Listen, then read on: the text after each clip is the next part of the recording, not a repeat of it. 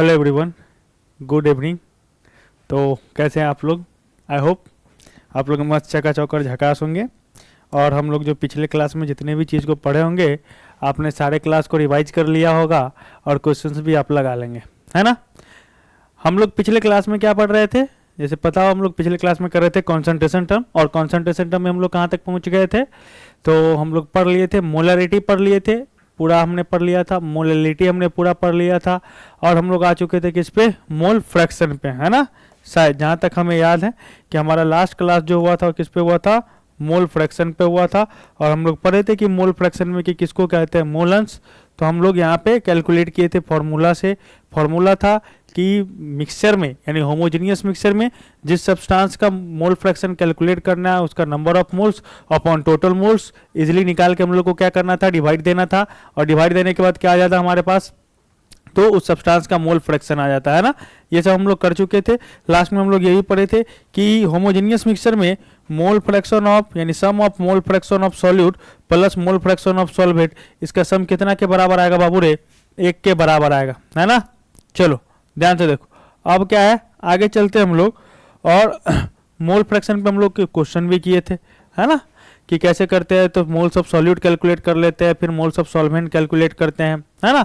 हमने एग्जांपल करके आपको बता दिया था। और भी बहुत सारा क्वेश्चन करेंगे। क्वेश्चन करने से पहले हमारा काम है जितने भी कॉन्सेंट्रेशन टर्म है सारे को पढ़ लेना, उस पर फिर जितने पीवाईक्यूज होंगे सारे अच्छे अच्छे बुक्स के क्वेश्चन को भी हम लोग कर लेंगे। ओके, डन है। चलिए आगे चलते हैं, ध्यान से सुनो। तो आज के क्लास में हम लोग पढ़ने वाले हैं नॉर्मेलिटी। ओके, आज का क्लास हमारा पूरा का पूरा किस पे डिपेंड है बाबू रे? नॉर्मेलिटी। और जब हमारा जैसे ही नॉर्मेलिटी खत्म होगा, हम लोग पढ़ लेंगे रिलेशन बिटवीन कॉन्सेंट्रेशन टर्म, है ना। हमारा कॉन्सेंट्रेशन टर्म खत्म होगा, फिर हम लोग क्वेश्चन करेंगे। रेडी हैं आप लोग? बोलिए, चला जाए। चलिए, तो नॉर्मेलिटी, नॉर्मलता। ओके, तो सुनो ध्यान से, किसको कहते हैं नॉर्मलता? मतलब मोलरता क्या था, याद है? मोलरता हम लोग पढ़ते थे, प्रति लीटर बिलियन में उपस्थित विलय के मोल की संख्या क्या कहलाती थी? मोलरता कहलाती थी। ठीक है। नॉर्मलता किसको कहते हैं? नॉर्मलता का मतलब है प्रति लीटर बिलियन में उपस्थित विलय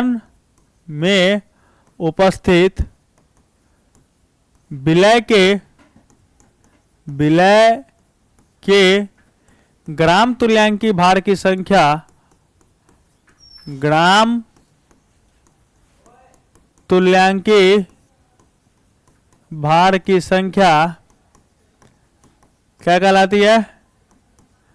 नॉर्मलता कहलाती है ना। यानी हम लोग यहां से ये कह सकते हैं number of gram equivalent weights of solute, number of gram equivalent weight of solute present in per litre solution, per litre solution is called normality. डन है कि प्रति लीटर बिलियन में उपस्थित विलय के ग्राम तुल्यांकी भार की संख्या को क्या कहते हैं बाबू रे? नॉर्मलता कहते हैं। इसको डिनोट किससे करते हैं? It is denoted by capital N. इसको किससे सूचित किया जाता है? कैपिटल एन से सूचित किया जाता है। तो अगर हम लोग फॉर्मूला लिखने चले नॉर्मलता का, तो बताओ नॉर्मलता का फॉर्मूला क्या लिखेंगे हम लोग? यहां से हम लोग नॉर्मलता का फॉर्मूला लिखते हैं विलय के ग्राम तुल्यांकी भार की संख्या, ग्राम तुल्यांकी भार की संख्या बट्टे में क्या लिखते बाबू रे? बिलियन का आयतन किसमें? बोलो, लीटर में, है ना। तो जैसे हमारे पास फॉर्मूला था कि विलय के मोल की संख्या निकालते थे। बताइए फॉर्मूला क्या था विलय के मोल की संख्या निकालने का? तो विलय के मोल की संख्या का फॉर्मूला हम लोग पढ़े थे, क्या बोलिए? मोल की संख्या का फॉर्मूला क्या क्या पढ़े थे, जल्दी बताओ। विलय का दिया गया द्रव्यमान बट्टे में क्या पढ़े थे बाबू रे? मोलर द्रव्यमान। तो उसी तरीके से हम लोग क्या करेंगे, विलय के ग्राम तुल्यांकी भार की संख्या की भी गणना करेंगे। ओके, तो कैसे करेंगे विलय के ग्राम तुल्यांकी भार की संख्या का? ध्यान से देखो, बड़ा सिंपल फॉर्मूला लगाएंगे हम लोग। विलय के ग्राम तुल्यांकी भार की संख्या है ना, तो हम लोग फॉर्मूला लिखेंगे। विलय का दिया गया द्रव्यमान, विलय का दिया गया द्रव्यमान बट्टे में बताओ तुल्यांकी भार, है ना, तुल्यांकी भार। अब तो ये केस फंस गया कि सर हम लोग मोलर मास पढ़े, क्या मॉलिक्यूलर मास, मोलर मास पढ़े, यानी मोलर द्रव्यमान पढ़े थे। अब आगे हमारे पास क्या, तुल्यांकी भार यानी कि इक्विवेलेंट वेट। क्या आगे बाबू रे? इक्विवेलेंट वेट, तुल्यांकी भार। अभी तुल्यांकी भार कैसे निकालेंगे? सबसे इंपॉर्टेंट चीज ये है हमारे पास, ठीक। तो बड़ा सिंपल सी चीज है। सबसे पहले हम लोग क्या करते हैं, तुल्यांकी भार को अच्छे से सीखते हैं, फिर हम लोग आगे चलेंगे। ओके, तो देखो ऐसे आप लोग अगर रेडॉक्स रिएक्शन इसके बाद पढ़ेंगे तो वहां पे भी हम लोग सीखेंगे। और यहां पर क्या है, ध्यान से देखो, अब बड़ा इजीली हम लोग सबसे पहले देखते हैं एक चीज को जिसको कहते हैं हम लोग एन फैक्टर। ओके, तो कहीं पे भी आपको इक्विवेलेंट वेट कैलकुलेट करना हो, अगर इक्विवेलेंट वेट यानी कि तुल्यांकी भार, तो तुल्यांकी भार ई बराबर आप क्या लिखेंगे, ध्यान से सुनो, molar mass, molar mass upon N factor, molar mass upon में एन फैक्टर, यानी ई बराबर मोलर द्रव्यमान, मोलर द्रव्यमान बट्टे में एन फैक्टर। ओके, तो सर ये एन फैक्टर कैसे निकालते हैं? चलो, बचपन में हम लोग बहुत एक चीज देखे हैं कि अगर एल्यूमिनियम है और ऑक्सीजन के साथ कर रहा है तो क्या बनाता था बाबू रे? Al2O3, है ना। तो बताओ ये Al2O3 कैसे बनाता था, याद है? एल्यूमिनियम की वैलेंसी 3, ऑक्सीजन की 2, और ऐसे क्रिस क्रॉस करते थे तो हमारे पास क्या बनता था? Al2O3 बनता था, ठीक। अगर हम इसको तोड़ना चाहे तो फिर कैसे तोड़ते हैं? तो हम इसको इजीली कैसे तोड़ते हैं कि बताओ, एल्यूमिनियम कितनी है? 2, तो 2 एल्यूमिनियम, प्लस ऑक्सीजन कितनी है? 3, तो 3 ऑक्सीजन। अब बताओ एल्यूमिनियम पे कितना चार्ज आएगा, है ना। तो एक एल्यूमिनियम का वैलेंसी कितना होता है? 3, यस और नो, यानी 3 इलेक्ट्रॉन लॉस कर सकता है ना। तो इस पे +3 और ऑक्सीजन पे कितना आता था? Double minus. ये आप लोग शायद इससे पहले सीख चुके। देखो होता क्या, अगर कभी हमको कोई कंपाउंड किस फॉर्मेट में मिले, फॉर्मेट हो कंपाउंड का AX और BY, AX BY, और हमको इसका क्या कैलकुलेट करना है बाबू रे? N factor. कैसे कैलकुलेट करेंगे, ध्यान से सुनो, बड़ा सिंपल है।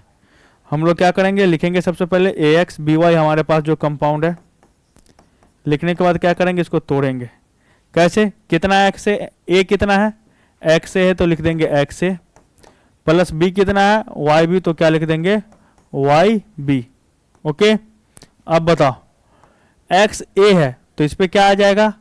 क्रॉस, अपोजिट साइन देंगे। ओके, Y इस पे प्लस में आ जाएगा और ये X इस पे किस में चला जाएगा? माइनस में चला जाएगा, ठीक है। ये आपको ध्यान में रखना है, सबसे इंपॉर्टेंट चीज। अब इसका एन फैक्टर कैसे निकलेगा? तो एन फैक्टर बराबर कुछ आप खास नहीं करना है, X into mod of Y, जो चार्ज रहेगा उसका, या फिर से Y into mod of X, यानी पॉजिटिव वैल्यू ही आने वाली है एन फैक्टर। एग्जाम्पल लेते हैं हम लोग। जैसे सबसे पहला एग्जाम्पल अभी तुरंत हम लोग क्या लिए थे बाबू रे, Al2O3। बतलाओ Al2O3 के कैसे ब्रेक करोगे, AX और BY के टर्म में 2 एल्यूमिनियम तो 2 एल्यूमिनियम, और ऑक्सीजन कितना था 3 तो 3 ऑक्सीजन। जो इसके Y की वैल्यू इस पे प्लस में और जो X की वैल्यू इस पे किस में आ जाएगा, माइनस में, है ना। और नहीं तो ध्यान से देख लो, जो एल्यूमिनियम का बैलेंस होगा वो प्लस में और जो ऑक्सीजन का बैलेंस होगा किस में आ जाएगा, माइनस में, है ना। बस इतना आपको ध्यान में रखना है। चलो अब बताओ, एल्यूमिनियम की ही बात करते हैं हम लोग। अगर हमको इसका एन फैक्टर निकालना है पूरे Al2O3 का, तो बोलो एन फैक्टर कितना होगा, एल्यूमिनियम कितनी है 2 into mod of charge plus 3 कितना आ जाएगा 6। बताओ ऑक्सीजन कितनी है 3, मॉड ऑफ चार्ज -2 बोलो कितना आ जाएगा 6। बताओ क्या आपको ये बातें समझ में आ रही है? कितना इजी है ना एन फैक्टर निकालना। चलो और सारे कंपाउंड का करते हैं हम लोग, ठीक है। तो हमको याद रखना है AX और BY के टर्म में हमेशा। जैसे मैं आपके सामने एक और कंपाउंड लूं MgCl2। चलो बताओ MgCl2 का कितना होगा, जल्दी बताओ। MgCl2 का एन फैक्टर कितना होगा, कैसे कैलकुलेट करेंगे, वही AX और BY के टर्म में। अगर हम AX और BY के टर्म में माने बाबू रे, तो क्या आएगा, Mg 1 है तो क्या लिखेंगे 1 mg प्लस क्लोरीन कितना है 2 तो कितना होगा 2। अब क्या होगा, जो इसका कोफिशिएंट इस पे प्लस में, इसका कोफिशिएंट इस पे माइनस में आ गया। यस और नो, बताओ कितना सिंपल है। अब एन फैक्टर निकालना है, बोलो एन फैक्टर कितना होगा।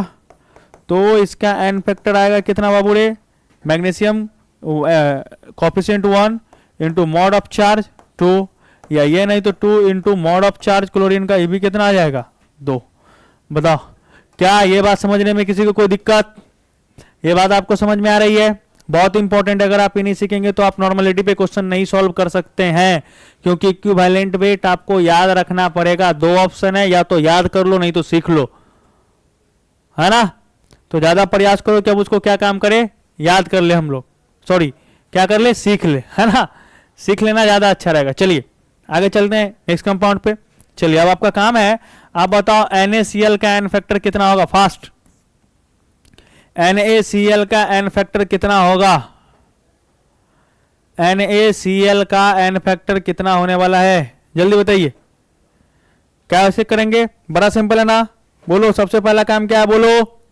इसको क्या कर लेंगे, Na है, X और Y की वैल्यू देखेंगे 1 है, यानी Na प्लस Cl, दोनों का कोफिशिएंट एक एक ही है, इस पे एक प्लस और इस पे एक माइनस।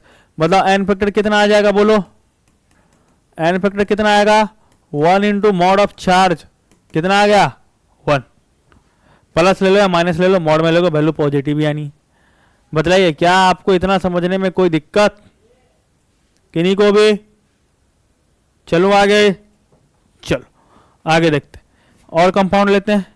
अब आपके सामने में नेक्स्ट कंपाउंड है, आपको बतलाना है किस किस में, CaCO3 में। चलो क्या कहते हैं आप बताओ, MgCl2 हो गया ना, HNO3 में बताओ, H2SO4 में बताओ, सिमिलर आप किस में बताओगे, तो MgSO4 में बताओ, Na2SO4 में बताओ, ठीक है। और किस में बताओ, तो क्या NaCl हो गया, AlCl3 में बताओ, ठीक है। फिर हम लोग चलते हैं NaOH में बताओ एन फैक्टर कितना होगा, ठीक। MgOH होल ट्वाइस में बताओ एन फैक्टर कितना होगा, ठीक है। CaCO3, चलो इसको हटाओ, इसको बाद में देखेंगे। बताइए इन जितने भी कंपाउंड लिखे हैं उन सभी का एन फैक्टर कितना होगा, जल्दी जल्दी सॉल्व करेंगे। कैसे करेंगे बताओ, बड़ा सिंपल है ना। सबसे पहला काम हमारा क्या होगा यहाँ पे कि चलो बताओ ये किस में आएगा, H1 तो 1H प्लस NO3 पे माइनस। बताओ इसका एन फैक्टर कितना आने वाला है, बोलो जल्दी बताओ कितना आने वाला है। तो stoichiometric coefficient 1 into mod of charge, यानी कि 1 ही रहेगा। H2SO4 है 2H प्लस प्लस SO4 पे डबल माइनस, बात खत्म। बताओ इसका एन फैक्टर कितना होगा, 2 इंटू मॉड ऑफ चार्ज कितना आएगा 2। और बताओ इसका कितना होगा, मैग्नीशियम है और सल्फेट है, इस पे डबल प्लस तो इस पे डबल माइनस, है ना। बताओ एन फैक्टर कितना होगा, मैग्नीशियम कितना है 1 इंटू मॉड चार्ज कितना आ जाएगा 2, Na2SO4 किस में टूटेगा बोलो, 2Na पे प्लस प्लस SO4 पे डबल माइनस, है ना। बताओ इस पे भी कितना आएगा, यहाँ पे N factor 2 into mod of charge कितना आ गया 2। बताओ AlCl3 किस में टूटेगा, एल्यूमिनियम 1 3 क्लोरीन, इस पे ट्रिपल प्लस इस पे माइनस, बताओ कितना आएगा इसका एन फैक्टर, कोई एक, एल्यूमिनियम का stoichiometric coefficient 1 into mod of charge 3, या इसी से निकालते 3 इंटू मॉड ऑफ चार्ज कितना आ गया 3। चलो NaOH देखते, बताओ किस में टूटेगा, Na प्लस OH माइनस, बोलो एन फैक्टर कितना होगा इसका, कितनी sodium 1, mod of charge plus 1 यानी कि 1, किस में टूटेगा Mg पे double plus plus 2OH minus. बताओ मैग्नीशियम कितना 1, मॉड ऑफ चार्ज प्लस 2 कितना आ गया 2। तो क्या एन फैक्टर समझने में किन्हीं को कोई दिक्कत। अब सुनाने से सुनो, अगर हमारे पास कोई एसिड मिलते हैं, खास करके कौन से एसिड बाबूरे, ऑक्सो एसिड, है ना। किसको कहते हैं ऑक्सो एसिड, कमेंट करिए तो आप लोग, क्या होता है ऑक्सो एसिड, ऑक्सो अम्ल किसको कहते हैं जल्दी बताओ। होता है acid which contains, acid which contains hydrogen, hydrogen another element, another element, another element, and also oxygen, यानी वैसा अम्ल, वैसा अम्ल जिसमें हाइड्रोजन, अन्य तत्व एवं ऑक्सीजन भी उपस्थित हो, ऑक्सीजन भी उपस्थित हो, क्या कहलाता है बाबू रे, बोलो ऑक्सो एसिड कहलाता है। डन है, एग्जाम्पल देखिएगा, चलो एग्जाम्पल देखते हैं, बताओ। देखो H2SO4, हाइड्रोजन भी था, सल्फर भी था, ऑक्सीजन था, तीनों है ना, क्या होगा ऑक्सो अम्ल। HNO3, देखो हाइड्रोजन भी है, नाइट्रोजन भी है, ऑक्सीजन भी है, क्या होगा बोलो बताओ ऑक्सो अम्ल। मैं बात करूँ H3PO4, बतलाओ क्या होगा ऑक्सो अम्ल, समझे। तो एक चीज कहा जाता है कि N factor of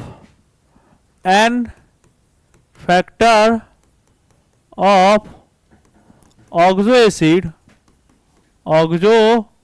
acid is equal to their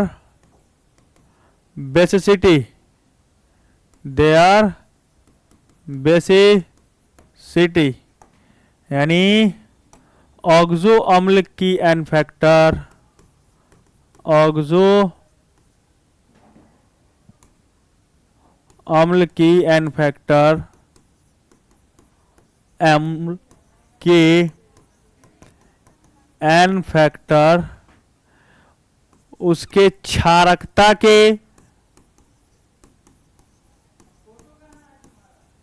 बराबर होती है।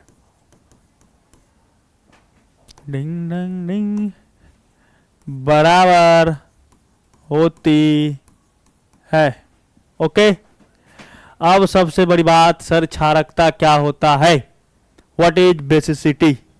डन, बताओ तो बेसिसिटी किसको कहते हैं, ये तो आप लोग जानते होंगे अच्छे तरीके से, पढ़ के भी आए। क्षारकता क्या होता है, किसको कहते हैं, ध्यान से सुनो।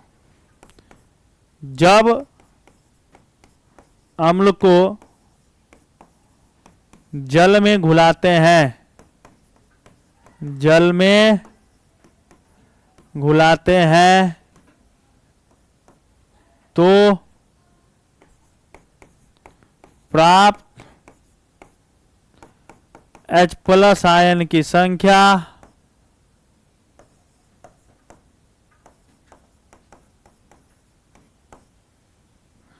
क्षारकता कहलाती है। क्षारकता कहलाती है। Number of H plus ion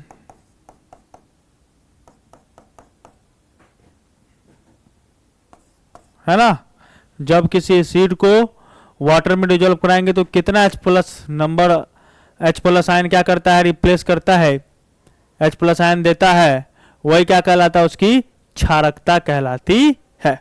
okay, बड़ा बेसिक सी चीज है कि कितना number of H plus ion देता है, बाकी एसिड बेस केमिस्ट्री में और अच्छे से पढ़ेंगे। अभी फिलहाल के लिए कि किसी अम्ल को जल में घुलाते और कितना number of H plus ion देता है, वही क्या कहलाता है, उसकी क्षारकता कहलाती है। ओके डन, कोई दिक्कत? चलो ध्यान से सुनो, देखो बताओ तो क्षारकता कितना कितना होगा, जल्दी जल्दी कमेंट करो, बोलो।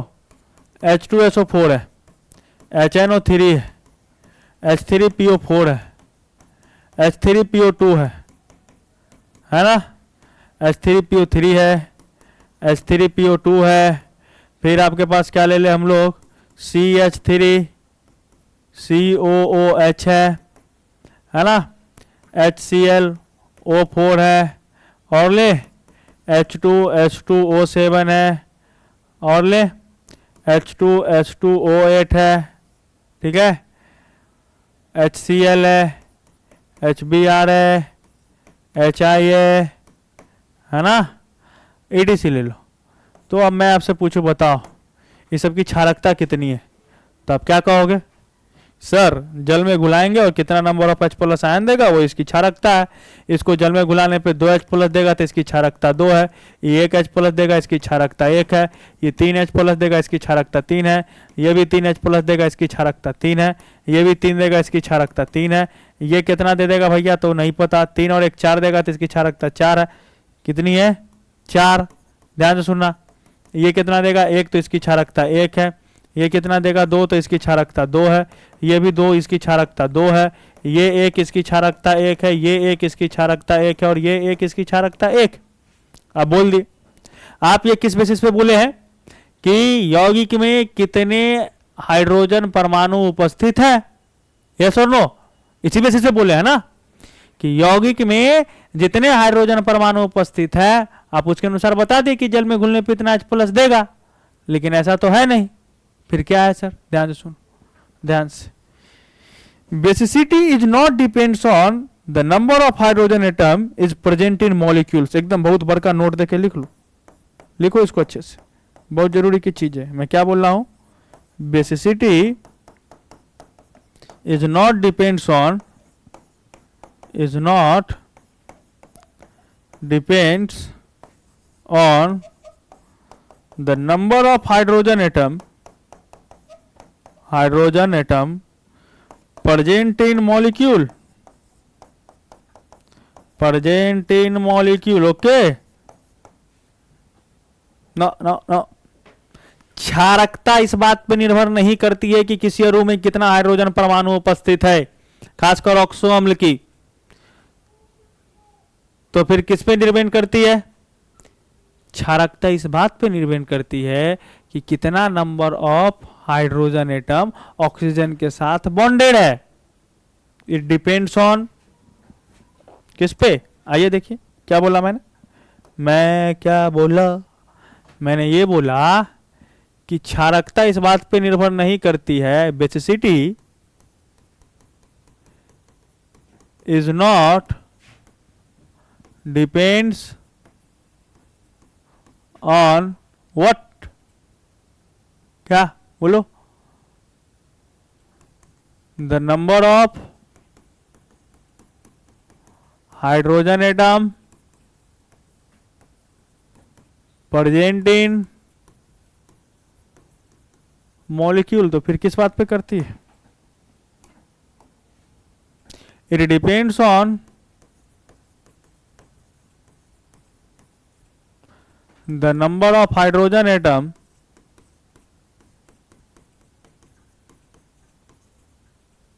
bonded with oxygen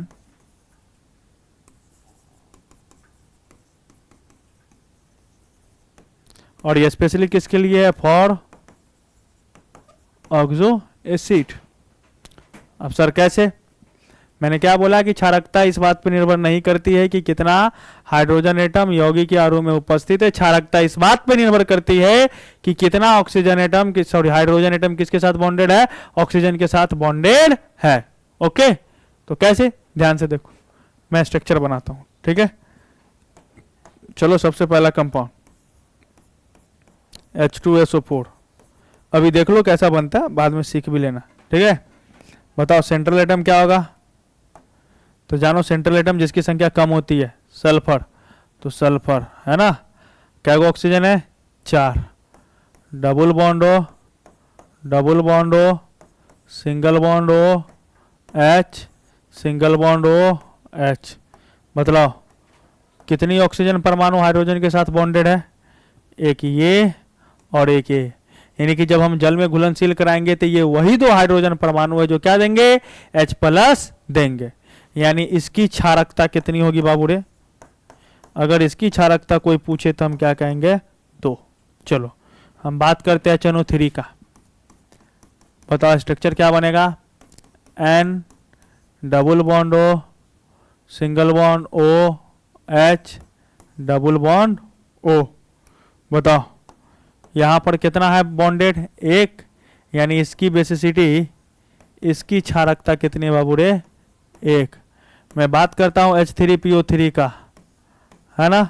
बताओ structure P, double bond O, single bond OH, single bond OH, single bond OH। बतलाओ कितना है यहाँ पर?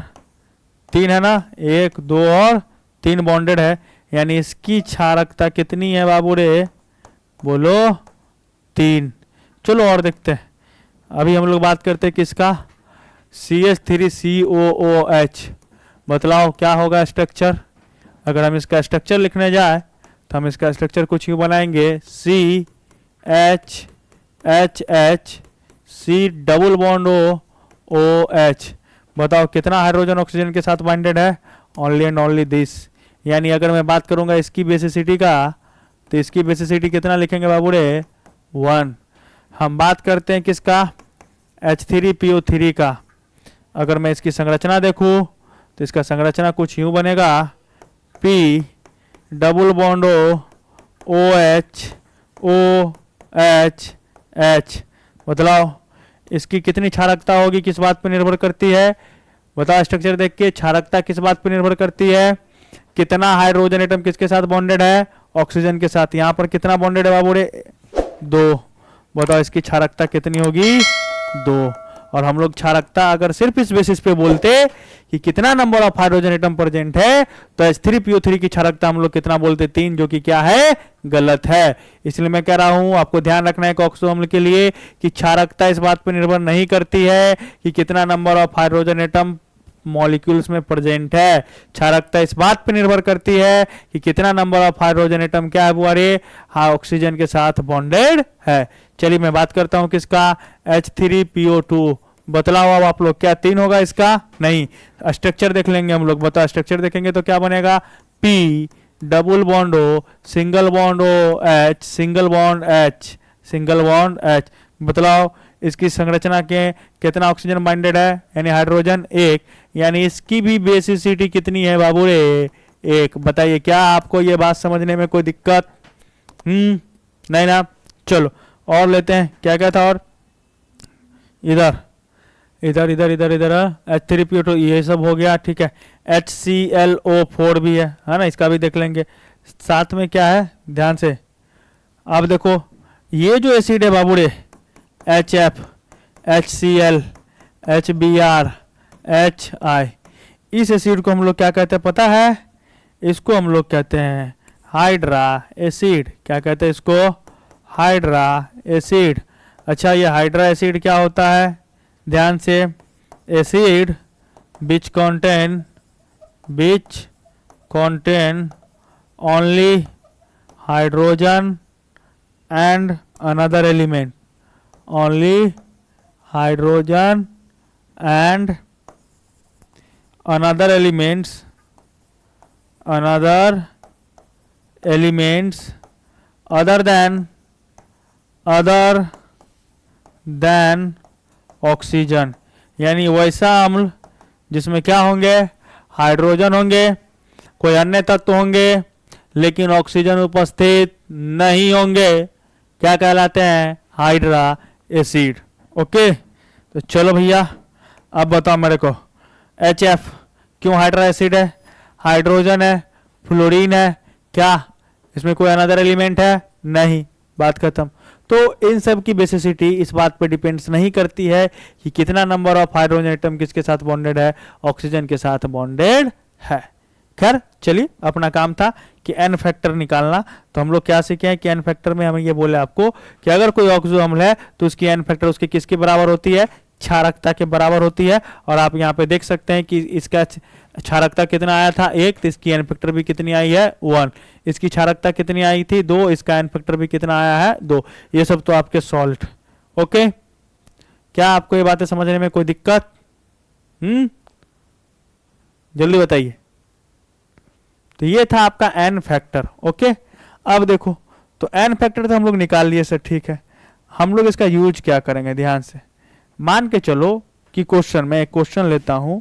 क्वेश्चन क्या है, क्वेश्चन है यदि किसी बिलियन का सांद्रण, लिखता हूं मैं क्वेश्चन, ध्यान से सुनना। क्वेश्चन है आपका, यदि किसी बिलियन का सांद्रण, किसी बिलियन का सांद्रण कितना है बताओ, यदि किसी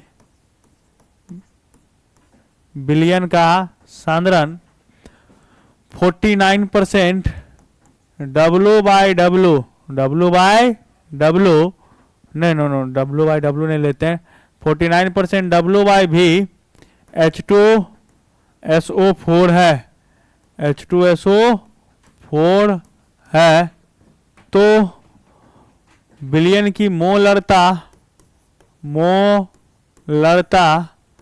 तथा नॉर्मलता ज्ञात करे, नॉर्मलता ज्ञात करे।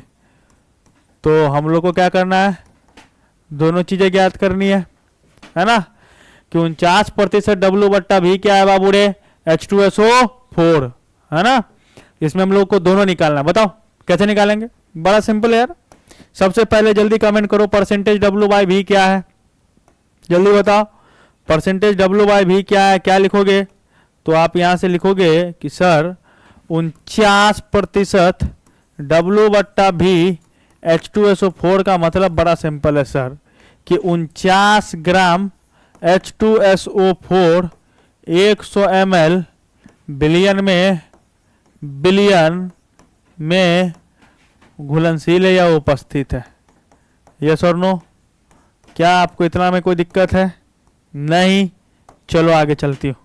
अब बताओ ये क्या है आपका विलय, ये क्या है आपका बिलियन का आयतन, बिलियन का आयतन। ओके, कितना है बाबू रे, 100 ml है ना। बताओ विलय का दिया गया द्रव्यमान कितना है, दिया गया द्रव्यमान कितना है, 49 ग्राम। H2SO4 का बताओ मोलर द्रव्यमान कितना है, 98 ग्राम। अगर मैं यहां से बोलूं मोल की संख्या, तो बोलो मोल की संख्या बराबर क्या लिखोगे, दिया गया द्रव्यमान बट्टा मोलर द्रव्यमान 49 बट्टे 98, ये ग्राम पर मोल में बाबू, और एक ग्राम में बताओ 49 दूनी 98, 1/2 मोल। बिलियन का आयतन 100 ml है, तो बताओ अगर 100 ml है तो क्या कहते हैं, लीटर में चेंज करना होगा, क्योंकि अगर मोलरता या नॉर्मलता दोनों ज्ञात करना है तो बताओ मोलरता का डेफिनेशन क्या है, प्रति लीटर बिलियन में उपस्थित विलय के मोल की संख्या क्या कहलाती है, मोलरता कहलाती है। और प्रति लीटर बिलियन में उपस्थित विलय के ग्राम तुल्यांक के भार की संख्या क्या कहलाती है, उसकी नॉर्मलता कहलाती है। ओके, तो ध्यान से देखो, बताओ बिलियन का आयतन कितना आ जाएगा, 100/1000 है ना, 1/10 लीटर। और मोलरता का फॉर्मूला हम लोग पढ़ रखे हैं, विलय के मोल की संख्या बताओ कितना आया है, अभी तुरंत निकाले, 1/2 मोल, 1/2 मोल बट्टे में क्या, बिलियन का आयतन, लीटर में कितना आ गया बाबू रे, 1/10 लीटर, यानी कितना आ जाएगा हमारे पास, 2 5 10, 5 मोल लीटर इनवर्स। बताओ इतना में कोई दिक्कत? इवन द अगर हम इतना नहीं करते हैं तो हम इस क्वेश्चन के शॉर्ट ट्रिक को भी जानते हैं बनाना, है ना? कैसे बनाते थे शॉर्ट में, याद है? हमने आपको लिखा रखा है कि यदि किसी बिलियन का साधन प्रतिशत W बट्टा V रहे और मोलरता ज्ञात करना हो तो बताओ मोलरता बराबर सीधे क्या लगाएंगे? 10x upon W। 10 into x given mass 49% था। W मॉलिक्यूलर वेट H2SO4 का कितना? 98, 92.5। बताओ कितना आ गया? 5 मोल लीटर इनवर्स। क्या इतना करने में कोई परेशानी है? हाँ, इतना आसानी से आ गया ना। अब हमको निकालना है कि यहाँ पे नॉर्मलता, है ना? मोलरता तो निकाल लिए, नॉर्मलता। क्या आप नॉर्मलता के लिए भी यही करने वाले हैं? बिल्कुल नहीं, नॉर्मलता का केस अलग होगा ना। आइए देखते हैं हम यहाँ पे नॉर्मलता कैसे निकालते हैं। इसमें कोई दिक्कत? आप इसको चलो देखो अब नॉर्मलता के लिए क्या करते हैं, ध्यान से देखना। नॉर्मलता हम लोग इसको डेप्थ में भी देखेंगे, है ना? फिर जैसे मैं बताया कि शॉर्ट में भी हम लोग क्वेश्चन कर लेंगे, आपको दिक्कत नहीं होने देंगे। ओके, चलो तो बतलाओ क्या आएगा यहां से, क्या आएगा? ठीक है, तो नॉर्मलता बोलो, नॉर्मलता बराबर फॉर्मूला क्या है पहले लिख लो। तो हम लोग पढ़े विलय के ग्राम तुल्यांकी भार की संख्या, ग्राम तुल्यांकी भार की संख्या बाय में क्या बोलो? बिलियन का आयतन लीटर में, बिलियन का आयतन किसमें बाबू रे? लीटर में, है ना? तो बताओ कितना है? 49% W बाय V H2SO4। तो पहले तो इसका जो पूरा मतलब है वो लिख लेते हैं हम लोग। बताओ पूरा मतलब क्या लिखेंगे? कि 49 ग्राम H2SO4 100 ml बिलियन में उपस्थित है। ओके, तो बोलो यहां से क्या मिला हमको? विलय का दिया गया द्रव्यमान, बताओ दिया गया द्रव्यमान कितना है? 49 ग्राम। और हमको निकालना है विलय के तुल्यांकी भार की संख्या। कैसे निकालेंगे? तो कैसे आ जाएगा बोलो? विलय के ग्राम तुल्यांकी भार की संख्या, ग्राम तुल्यांकी भार की संख्या। बताओ क्या लिखेंगे हम लोग? विलय का दिया गया द्रव्यमान, विलय का, और बट्टे में क्या लिखेंगे बाबू रे? बोलो तुल्यांकी भार, है ना? अब आएगा मजा। क्या देखोगे? बताओ दिया गया द्रव्यमान कितना है? 49 ग्राम। अब तुल्यांकी भार है सर, ये तो निकाले ही नहीं हम लोग, तो सीखे मोलर मास। तो तुल्यांकी भार कैसे ज्ञात करेंगे बताओ? बड़ा सिंपल है जी, ध्यान से सुनो। बताओ H2SO4 है, अभी तुरंत देखे ना क्या होगा बोलो? 2H प्लस प्लस SO4 पे डबल माइनस। तो अगर हम एन फैक्टर निकाले तो हाइड्रोजन कितना? 2 इंटू मॉड ऑफ चार्ज, है ना? बताओ कितना आ जाएगा? 2। या फिर से ऑक्सो अम्ल है, और ऑक्सो अम्ल में क्या होगा कि उसकी क्षारकता ही किसके बराबर होगी? इसके एन फैक्टर की। तो अगर एन फैक्टर 2 है बुआ रे, तो बताओ तुल्यांकी भार, तुल्यांकी भार बराबर क्या होता है फॉर्मूला? मोलर द्रव्यमान, मोलर द्रव्यमान बट्टे में क्या लिखेंगे बाबू रे? N factor. बताओ H2SO4 का मोलर द्रव्यमान कितना होगा? कैलकुलेट करो। H2SO4 में क्या है? हाइड्रोजन है, सल्फर है, ऑक्सीजन है। Hydrogen 2, sulphur 1, oxygen 4। इसका 1, इसका कितना बाबू रे? 32, इसका 16। ये 2 32 16 चौके 64 कितना आएगा बाबू रे 98 है ना। तो 98 अपॉन में एन फैक्टर की वैल्यू कितनी बाबू रे 2। तो बताओ कितना आ गया तुल्यांकी भार 49। बताओ सबसे इंपॉर्टेंट चीज यही है। क्या आपको ये बात समझ में आ रही है? हाँ तो चलो देखो ध्यान से बताओ तुल्यांकी भार विलय का दिया गया द्रव्यमान कितना 49 ग्राम और ये भी 49। तो तुल्यांकी भार कितना आ जाएगा बाबू रे 1 ग्राम। बताओ ये बात आपको समझ में आ रहा है? हाँ यस और नो लगाओ। नॉर्मलता बराबर विलय के ग्राम तुल्यांकी भार की संख्या कितना है बाबू रे 1 बट्टे में बताओ तुल्यांकी भार क्या कहते हैं बिलियन का आयतन लीटर में। तो अब ये देखे कि बताओ 100 ml लीटर में चेंज करेंगे तो कितना आ जाएगा 100 बट्टे 1000 लीटर यानी 1 बट्टे 10 लीटर। हाँ अच्छा 1 बट्टे 10 लीटर मतलब कितना बाबू रे बोलो तो 0.1 लीटर है ना। तो 0.1 डेसिमल हटाओगे कितना 0। नॉर्मलिटी क्या होगी 10 एन। यहाँ पर मैं मैंने एन लिखा है। एन किसको बताता है नॉर्मलिटी। नॉर्मलिटी बोले तो क्या नॉर्मलता। ओके बताओ क्या अब आपको एन फैक्टर का यूज समझ में आया है? तो चलो और अगर आपको समझ में आ गई है तो आप मेरा एक काम करो। क्या काम करो पता है? हाँ आपका काम है जल्दी से बताओ NaCl क्या कहते हैं Al2O3 MgCl2 साथ में H2SO4 वो तो हो गया HNO3 H3PO4 और कुछ ले ले CH3COOH और इतना का जल्दी से हमको बताओ इक्विवेलेंट मास कितना होगा तुल्यांकी भार कितना होगा। और लेते हैं चलो बताओ Na2SO4 है ना MgCO3 इन सभी का इक्विवेलेंट मास जल्दी जल्दी बताइए कितना होगा। बड़ा सिंपल है ना कैसे कैसे निकालेंगे बोलो। हाँ इसका एन फैक्टर कितना है तो चलो सबका मोलर मास निकालते हैं ना। इसका एन फैक्टर कितना आएगा तो अभी तुरंत देखें कि Na प्लस में Cl माइनस में। तो इसका इक्विवेलेंट मास क्या हो जाएगा molar mass upon N factor 1। तो कितना मोलर मास 58.5 अपॉन 1 यानी 58।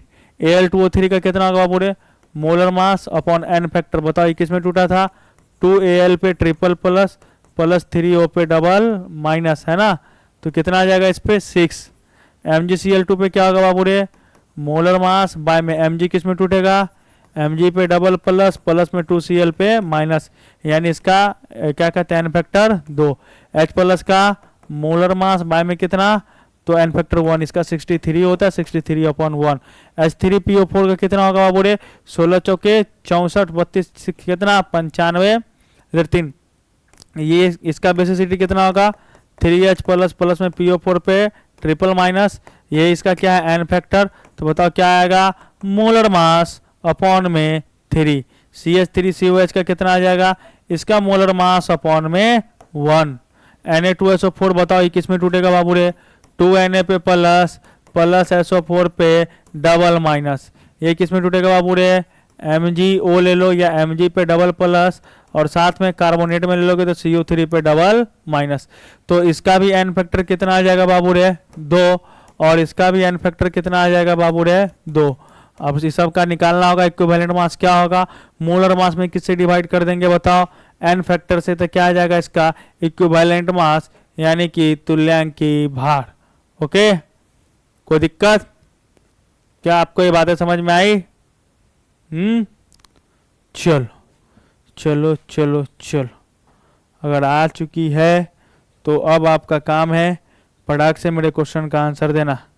लिखो एक क्वेश्चन है आपके पास नॉर्मलिटी में कि इफ कॉन्सेंट्रेशन। अच्छा एक मिनट क्वेश्चन से पहले एक चीज कर लेते ठीक है। देखो वैसा सब्सटेंस जो वाटर सॉल्युबल हो कंप्लीटली डिजोल्व हो जल में क्या हो संपूर्ण रूप से घुलनशील हो उसका एन फैक्टर कितना होता है 1। यानी जो नॉन डिसोसिएटिव मॉलिक्यूल होता है जो डिसोसिएट नहीं होता है जो टूटते नहीं है है ना क्या होता है उसको क्या क्या कहते हैं, उसका एन फैक्टर कितना होता है, 1, है ना। जैसे कौन कौन, मैं बात करूँ किसकी, बतलाओ, मुंह मीठा करोगे, हाँ, शुगर का, है ना। तो कौन शुगर, C12H22O11। मैं बात करूँ किसका, ग्लूकोज का, है ना, C6H12O6। हम बात करें किसका, और बोलो, तो सर सॉल्ट भी तो होता है, ले लो ना, सॉल्ट का तो 1 है ही, ठीक। यूरिया, यूरिया बोलो कितना हो जाएगा एन फैक्टर, कितना होगा एन फैक्टर, NH2CONH2 होता है ना यूरिया, है ना। और बोलो मिथेनॉल, इन सभी का एन फैक्टर कितना होगा बाबू रे, 1, कितना होगा, 1। ओके, चलो तो लो क्वेश्चन बताओ, answer, question question question question, मैं क्वेश्चन देगा, है ना। बताओ क्या होगा क्वेश्चन, कि if the concentration of the solution is, if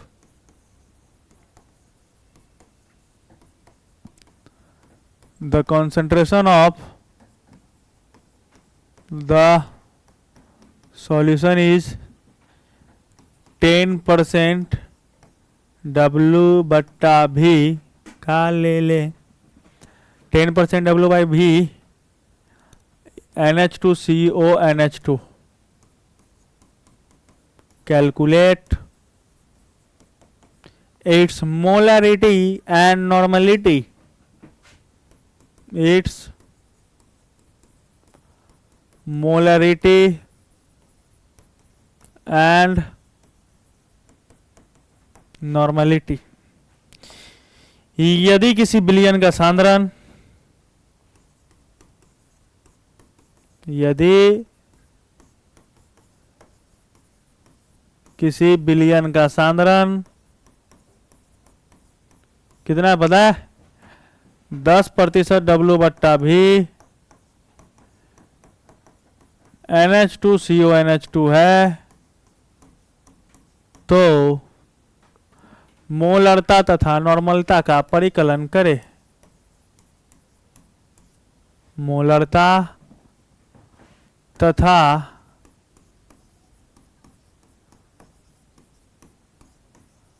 नॉर्मलता का परिकलन करे। बताओ क्या आएगा, सिंपल, सबसे पहले जो जो रिक्वायरमेंट है लिखो, क्या है, 10% W बाय भी NH2CONH2। बोलो क्या क्या मिल गया हमको यहाँ से, तो एक तो मिल गया हमको क्या, गिवन मास X 10 ग्राम, मोलर मास W कितना 60 ग्राम। अब बताओ अगर मोलर मास 60 ग्राम है और NH2 completely soluble in water, इसका एन फैक्टर कितना होगा 1, तो बताओ अगर इसका इक्विवेलेंट मास निकालेंगे तो क्या होगा, इसका मोलर मास बाय 1, तो इसका इक्विवेलेंट मास भी कितना होगा 60 ग्राम, है ना, 60। ओके, बताओ वॉल्यूम ऑफ सॉल्यूशन कितना है, 100 ml है, 100 ml में होगा ना, लीटर में बदलेंगे तो 1/10 लीटर और 0.1 लीटर। Okay done.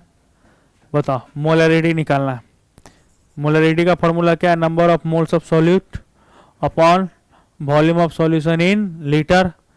तो बताओ number of moles of solute का क्या होता है, given mass upon molar mass, यानी X upon W by volume of solution in litre. बताओ given mass upon molar mass कितना है, इसको हम लोग ऐसे लिख सकते हैं ना, X by W into volume of solution in litre. Given mass कितना था 10, मोलर मास 60 और वॉल्यूम कितना है बाबू रे 0.1 लीटर, यानी डेसिमल गया तो ऊपर में 0, एक जीरो से एक जीरो भी खत्म। अब बताओ कितना आ जाएगा 10/6, 10/6 का मतलब कितना आ गया बाबू रे, तो 6 को भाग दो 10 से, 16 डेसिमल देके ये कितना आ गया 4 0, 6 चौके 6 1 36 6 7 42, यानी 1.6 मोल लीटर इन्वर्स या 1.6 मोलरिटी। मैं बात करता हूँ नॉर्मलिटी का, बताओ नॉर्मलिटी क्या होगा, ये भी सिंपल है ना, क्या है फॉर्मूला बोलो नॉर्मलिटी का, नॉर्मलता क्या है बोलो, विलय के ग्राम तुल्यांक की भार की संख्या, और विलय के ग्राम तुल्यांक की भार की संख्या कैसे निकालते हैं हम लोग, बताओ कैसे निकालते हैं विलय के ग्राम तुल्यांक की भार, दिया गया द्रव्यमान बट्टे में क्या तुल्यांक की भार। बताओ दिया गया द्रव्यमान कितना है 10, इसका हम देखें कि n फैक्टर 1 है तो मोलर मास और इक्विवेलेंट मास दोनों के दोनों क्या है, बराबर है।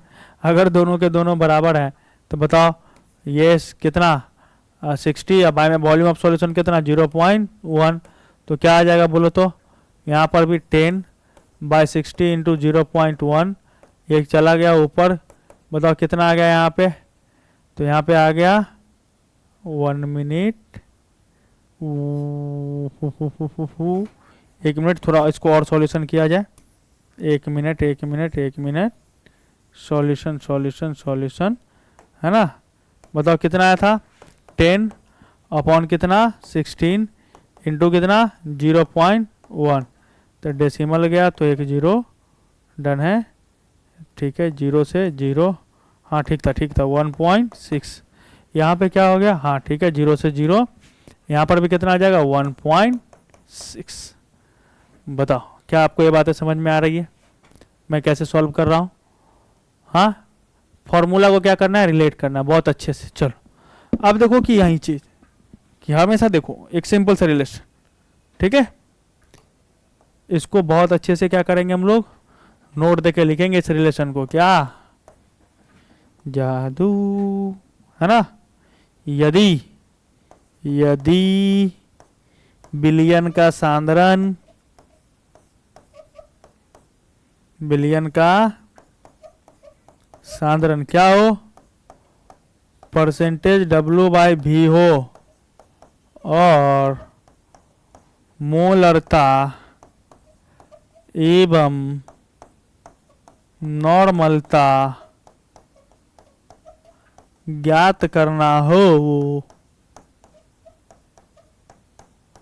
तो molarity equal to 10x/W and normality equal to 10x/E। Okay, जहां W मोलर द्रव्यमान और E क्या है, तुल्यांकी भार। डन है। चलो एक क्वेश्चन लेते हैं, अगला क्वेश्चन। चलो आपका काम है बताना कि अगर कॉन्सेंट्रेशन ऑफ सॉल्यूशन कितनी है, तो मैं चेंज कर देता हूं, यहाँ पे कितना ले लें, कॉन्सेंट्रेशन ऑफ सॉल्यूशन यहाँ पे है, चलो ये कि 49% W/V H2SO4 ही है। चलिए अब आपका काम है बतलाइए इसका नॉर्मलिटी क्या होगा, साथ में मोलरिटी क्या होगा। मोलरिटी, मोलरता, मोलरता, लरता वाला, ठीक है, मोलरता नहीं। डन। बताओ जल्दी से क्या होगा आंसर, मोलरिटी और नॉर्मलिटी दोनों क्या होंगे, जल्दी से बताइए, हाँ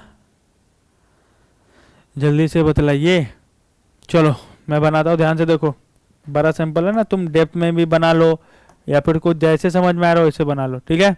देखो हमको पता चला कि ये है, तो हमको यहाँ पे चाहिए भैया नॉर्मलिटी। तो मैंने बताया कि अगर परसेंटेज W/V है तो अभी हम तुरंत क्या बोले कि हम क्या लगाएंगे नॉर्मलिटी के लिए 10x/E, है ना। तो चलो नॉर्मलिटी 10x/E, x क्या है यहाँ पर बोलो, दिया गया द्रव्यमान, है ना। E क्या है बोलो, E क्या है, E क्या है, E है तुल्यांकी भार। E क्या है आपके पास, तुल्यांकी भार, इक्विवेलेंट वेट। तो चलो निकालो, 49% W/V H2SO4। सर ये गिवन मास x 49 है, डन है। वॉल्यूम यानी ये तो जरूरत नहीं, इसके बाद H2SO4 हमको चाहिए क्या, E की वैल्यू। तो E बराबर क्या होता है, molar mass upon n factor. उसके लिए क्या चाहिए अपने को बाबू रे, मोलर मास और साथ में n फैक्टर। H2SO4 का n फैक्टर अभी तुरंत देखे कितना आया था बाबू रे, 2, और इसका मोलर मास निकालोगे तो मोलर मास, मोलर द्रव्यमान कितना आएगा 98। तो बोलो इक्विवेलेंट वेट बराबर कितना आएगा 98/2, इट मीन्स 49। तो बताओ नॉर्मलिटी क्या आ जाएगी 10x/E। 10x के जगह पे कितना डालेंगे बाबू रे 49 अपॉन में बतलाओ इसका नॉर्मलिटी, यानी ये भी कितना आ गया इक्विवेलेंट वेट तुल्यांक के बाद 49। 49 से 49 खत्म, कितना आ गया 10 एंड नॉर्मलिटी। ओके चलिए मैं आगे चलता हूँ किसमें, मोलरिटी में। मतलब मोलरिटी क्या है, तो होगा 10x/W। तो 10 गुने x कितना है बाबू रे, 49% ना, यानी 49 अपॉन अपॉन अपॉन अपॉन क्या, बोलो अब यहाँ पे क्या लगाओगे आप, मॉलिक्यूलर वेट। मॉलिक्यूलर वेट कितना था, 98, यानी 2 5 इतना, यानी मोलरिटी क्या इतना आ गया, 5 मोलरिटी, यानी मोल लीटर इनवर्स। मतलब इतना समझने में किन्हीं को कोई दिक्कत है? अभी हम लोग रिलेशन भी देख लेंगे अच्छे से, है ना।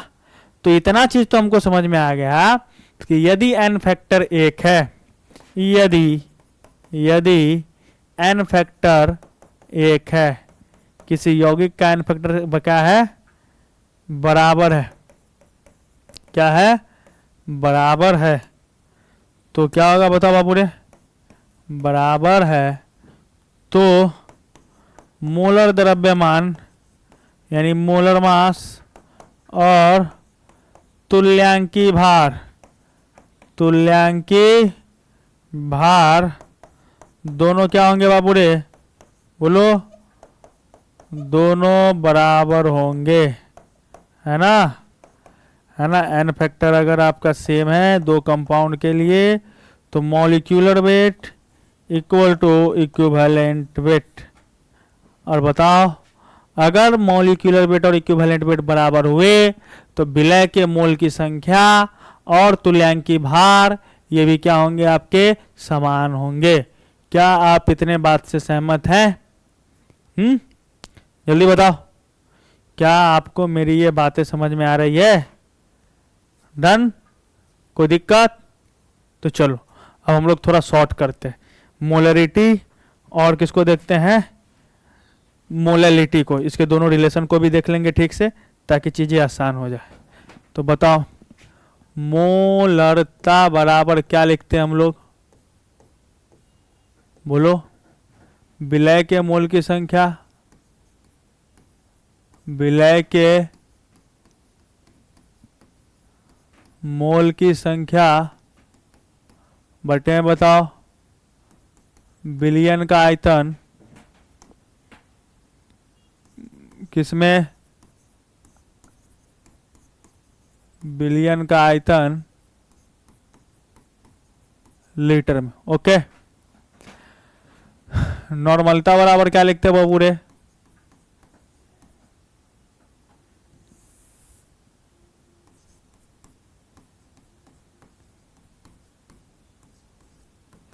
विलय के ग्राम तुल्यांकी भार की संख्या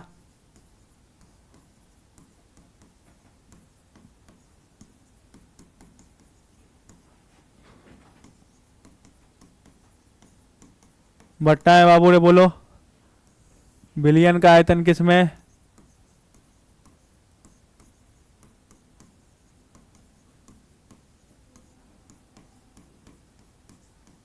लीटर में। चलो अब बता, याद करो, मोलरिटी क्या माने थे, n upon volume of solution in litre. Normality यहाँ पे विलय के ग्राम तुल्यांकी भार की संख्या को क्या मान लो, ग्राम इक्विवेलेंट ई ही मान लो, ठीक है, ई मान लो, डन, ई मत मानो, GE, gram equivalent weight of solute upon में क्या मानो, क्या लिखोगे बोलो, कुछ तो मानना पड़ेगा ना ठीक था, क्या मानो बताओ,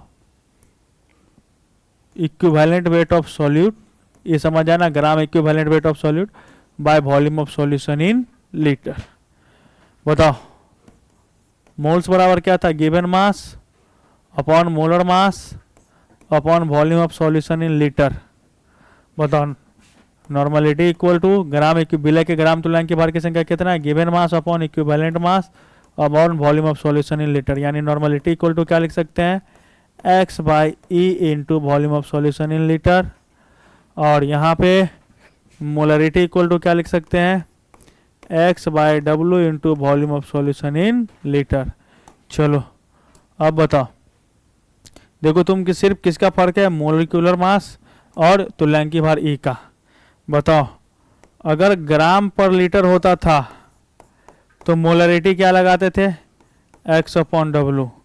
तो याद रखना कि यदि विलयन का सांद्रण ग्राम पर लीटर रहे तो नॉर्मलिटी होगा एक्स अपॉन ई। अगर percentage W by W including density था तो मोलरिटी क्या था, 10 डी एक्स अपॉन डब्लू। अगर आपके पास percentage W by W including density है, नॉर्मलिटी होगा 10 डी एक्स अपॉन ई। अगर हमारे पास परसेंटेज डब्लू बाई भी और था तो मोलरिटी होता था 10 एक्स अपॉन डब्लू।